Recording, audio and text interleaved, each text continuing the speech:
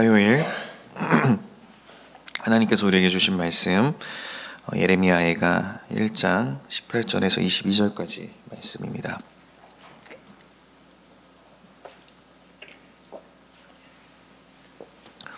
예레미야가 1장 18절에서 22절까지 말씀 한 절씩 교독하고 마지막 22절은 함께 읽도록 하겠습니다. 여호와는 의로우시도다. 그러나 내가 그의 명령을 거역하였도다. 너희 모든 백성들아, 내 말을 듣고 내 고통을 볼지어다. 나의 처녀들과 나의 청년들이 사로잡혀 갔도다. 사랑하는 자들을 불렀으나 그들은 나를 속였으며 나의 제사장들과 장로들은 그들의 목숨을 회복시킬 그들의 양식을 구하다가 성 가운데에서 기절하였도다.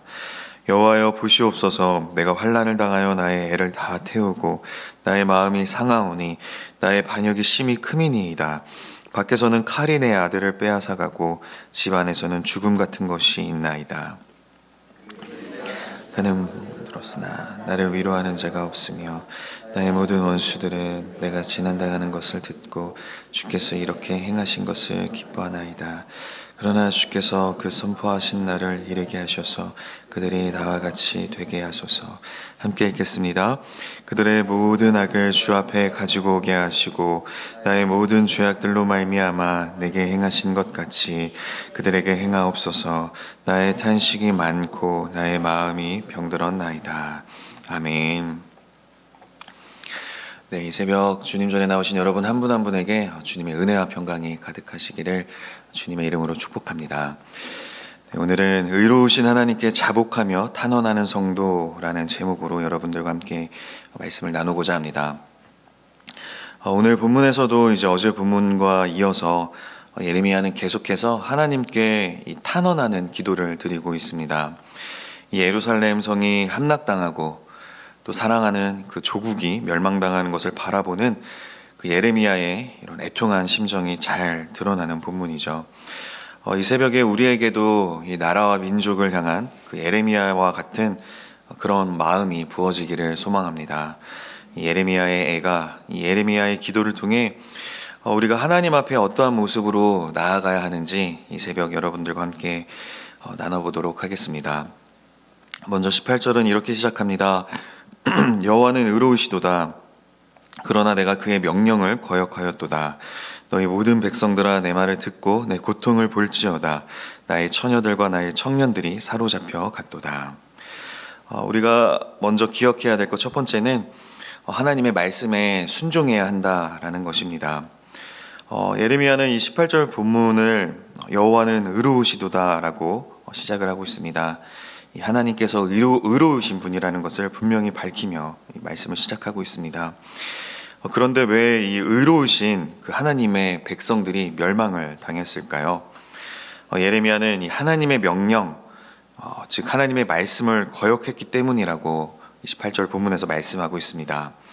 하나님은 어떤 분이십니까? 선하고 의로우시며 또 온 우주 만물을 창조하신 전지전능하신 분이십니다. 그런 하나님이 우리를 사랑하시고 또 우리와 언약을 맺어주셨습니다. 그렇다면 그분께서 우리에게 주시는 그 말씀, 또 그 명령이 우리를 살리는 말씀이겠습니까? 아니면 우리를 죽이는 말씀이겠습니까? 당연히 하나님의 그 말씀은 우리를 살리는 말씀이 됩니다. 하나님의 말씀이 곧 생명이 된다는 것이죠. 그 말씀에 순종하는 것만이 우리가 살 길이라는 것입니다. 하나님의 말씀을 가볍게 여기고 또 거역하며 그럼으로써 이제 멸망당한 이 유다의 모습을 우리는 이 새벽에 반면교사로 삼아야 할 것입니다. 19절은 또 이렇게 말씀합니다. 내가 내 사랑하는 자들을 불렀으나 그들은 나를 속였으며 나의 제사장들과 장로들은 그들의 목숨을 회복시킬 그들의 양식을 구하다가 성 가운데에서 기절하였도다. 여기서 내 사랑하는 자, 이 생명의 말씀에서는 이제 유다가 의지하던 동맹국을 가리킨다라고 이렇게 적어놨는데요. 이 19절 말씀을 통해서 또 우리가 반드시 기억해야 될 것 두 번째는 이 사람에게 소망을 두어서는 안 된다라는 것입니다. 이 유다는 하나님이 아닌 다른 것들을 의지했습니다. 여기서 예레미야가 말하는 그 사랑하는 자, 주변의 동맹국, 특별히 강대국이었던 이 애굽을 의지했던 모습을 보여주고 있죠. 그렇게 애국과 같은 주변의 강대국을 의지한 그 결과는 19절에서 기록하는 것처럼 그들에게 속았다라고 말씀을 하고 있습니다. 그들에게 배신을 당한 것이죠. 그들에게 배신당하고 그 제사장들과 장로들이 양식을 구하러 돌아다니다가 그 성 가운데에서 기절하는 지경에까지 이르게 된 것입니다. 하나님이 아닌 다른 것에 소망을 두고 또 의지하는 자의 말로가 어떠한지를 너무나도 잘 보여주는 본문 말씀이라고 볼 수가 있겠습니다. 오직 하나님께만 소망을 두시고 또 오직 하나님만을 사랑하시기를 바랍니다. 오직 하나님께만 우리의 구원이 있기 때문입니다. 이어서 20절입니다. 여호와여 보시옵소서. 내가 환난을 당하여 나의 애를 다 태우고 나의 마음이 상하오니 나의 반역이 심히 크미니이다. 밖에서는 칼이 내 아들을 빼앗아가고 집안에서는 죽음 같은 것이 있나이다. 이 20절 말씀을 통해서 우리가 또 하나님 앞에 어떠한 자세로 나아가야 하는가? 세 번째로는 이 나라와 민족의 죄악을 나의 죄악으로 여기며 회개하는 자세가 필요하다는 것입니다. 예레미야는 나의 조국이 겪고 있는 이 환난의 이유, 그것을 20절에서 나의 반역이 심히 크미니이다. 내가 반역했기 때문이다 라고 말씀을 하고 있습니다. 또 18절에서도 명령을 어겼다라는 그 말씀을 보면 내가 그의 명령을 거역하였도다 라고 말씀을 하고 있습니다. 내가 하나님의 명령을 거역하였고 내가 하나님께 반역을 했다라는 것이죠. 이것은 마치 이제 나라와 민족이 처한 그 위기를 자신의 죄로 말미암은 것으로 보고 이렇게 금식하며 기도했던 그런 느헤미야의 모습을 또 연상시키기도 합니다. 예레미야도 그렇고 또 느헤미야도 그렇고 이 공동체의 죄악을 나랑 상관없는 일로 여기지 않고 자신의 죄악, 나의 잘못으로 여기고 그 공동체, 나라와 민족을 대신하여 회개하고 있는 모습을 보여주고 있죠. 이 공동체의 죄악을 좌시하고 나랑은 전혀 상관없는 일로 여기며 그저 자신의 구원과 자신이 누릴 그 복만을 추구한다면 과연 하나님께서 기뻐하실까요? 그런 사람을 나라와 민족을 위해서 하나님께서 과연 들어서 사용을 하실까요?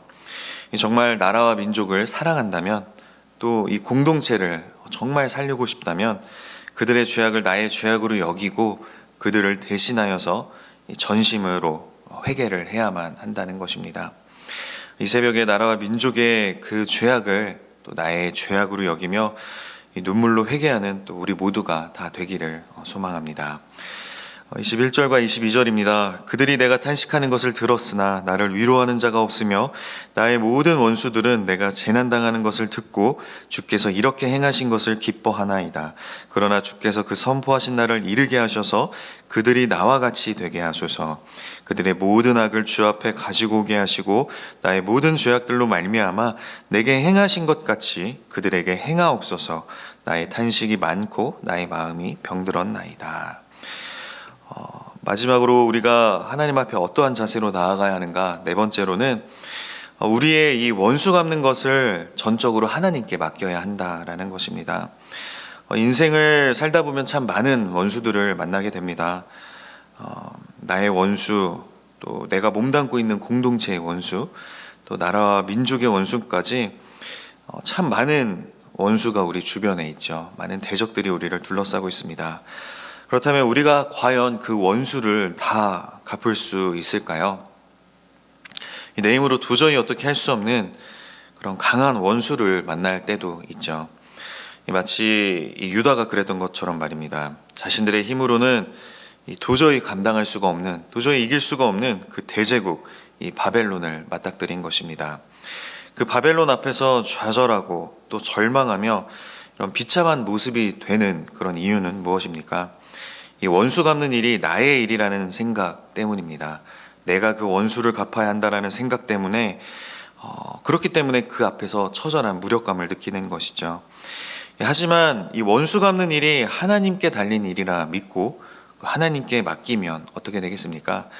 자유함을 누릴 수가 있습니다. 이 어떠한 환경에 처할지라도 낙심하지 않을 수가 있다는 것입니다. 하나님께서 반드시 이 원수를 갚아주실 것이고 하나님께서 반드시 구원해 주실 것이기 때문입니다.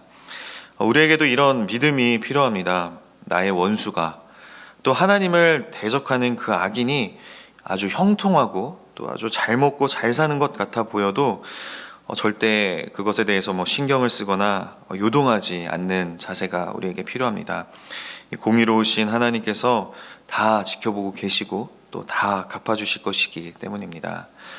언제 어디서든 또 어떤 상황 속에서든 그 의로우신 하나님께 자복하며 또 탄원하는 그런 저와 여러분이 다 되기를 소망합니다. 하나님만이 우리를 도우시며 건져주실 수가 있습니다. 회개하며 오직 하나님께만 소망을 두는 그 백성을 하나님께서는 결코 외면하지를 않으십니다. 그런 하나님과 동행하시면서 오늘 하루도 승리하시는 저와 여러분이 다 되기를 주님의 이름으로 축복합니다. 기도하겠습니다. 하나님 아버지 감사합니다. 이 새벽 예레미야의 이 기도, 예레미야 애가를 통하여서 우리가 하나님 앞에 어떠한 모습으로 나아가야 하는지를 깨닫게 하여 주시니 감사합니다.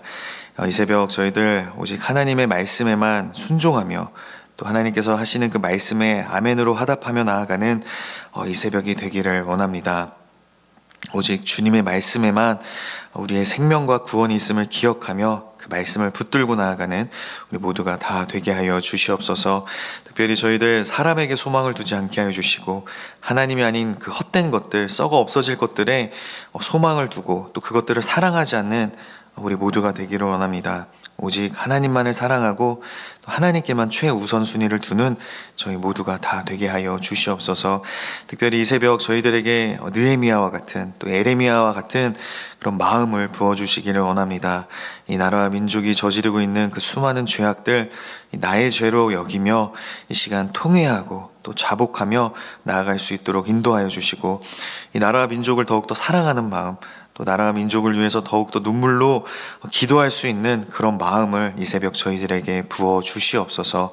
이 모든 말씀 예수님의 이름으로 기도하옵나이다. 아멘.